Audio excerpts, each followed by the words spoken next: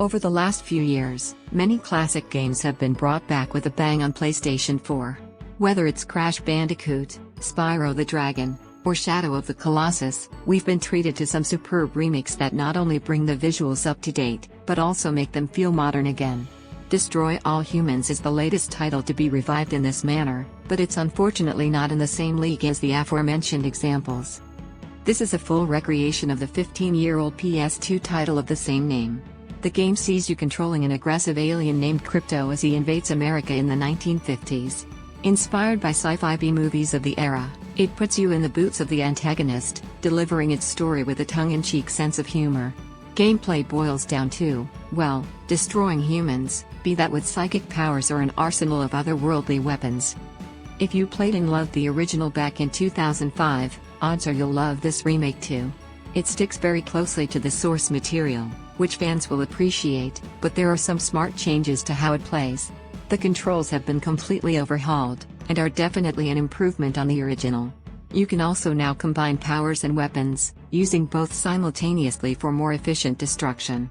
Some restrictions have been lifted, too. There's now no limit on Crypto's psychic abilities, and you can now extract DNA from humans while piloting the flying saucer.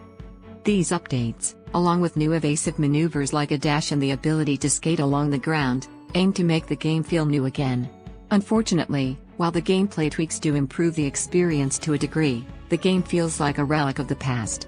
It's a faithful remake, but that's to its detriment in some areas. In particular, mission design, AI, animation, and cutscenes all feel ancient. The trouble with Destroy All Humans is that it wasn't an incredible game to begin with, and its problems show up even clearer in 2020. Difficulty spikes are rife, stealth is half-baked, and the story feels disjointed. We've moved past old-fashioned design choices like time limits on objectives, infinitely spawning enemies, and insta-fail segments, but they're all here in abundance. Granted, this is a remake of a pretty old game, but more could have been done to modernize the missions and smooth out the experience. So, the story missions aren't great, but what about free roaming?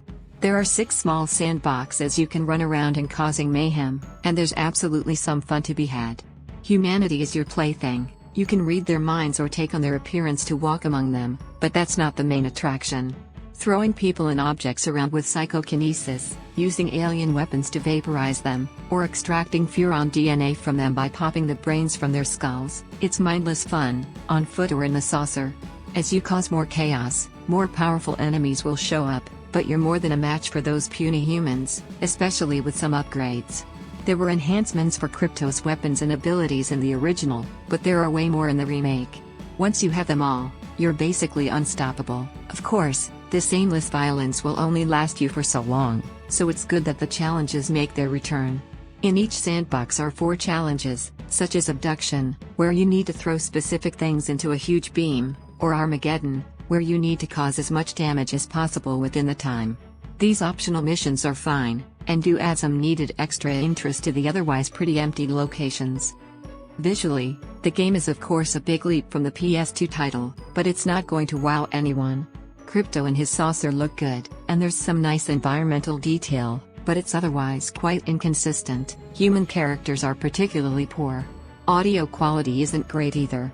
Dialogue is the worst offender, with voices seemingly lifted from the original sounding all compressed as a result. There are other presentational problems, like transitions to and from the saucer being jarringly fast, and constant fades to black interrupting things during missions. One other bizarre choice is that you're sent back to the mothership after you complete a mission. In the original, you would finish a mission and then would be put into sandbox mode so you could keep playing. This seems like an odd backwards step to us.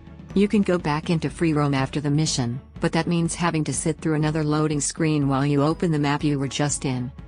We're sure the biggest Destroy All Humans fans out there will love this version. It's definitely fun playing as a mischievous alien, and the enhancements made to gameplay do mean the remake is an improvement overall. However, more needed to be done in order for the game to really stand out once again. More than other remakes, you can really feel the years on this one. Conclusion. Destroy All Humans is a good attempt to bring back the cult classic in 2020, but it misses the mark in a few key areas. While there are some nice improvements to the core gameplay, they don't do enough to rescue the old-fashioned mission design and difficulty spikes. It's a shame, Because there's some fun to be found here, you just have to put up with quite a lot of PS2 era baggage. Fans will be delighted, but this remake is hardly out of this world.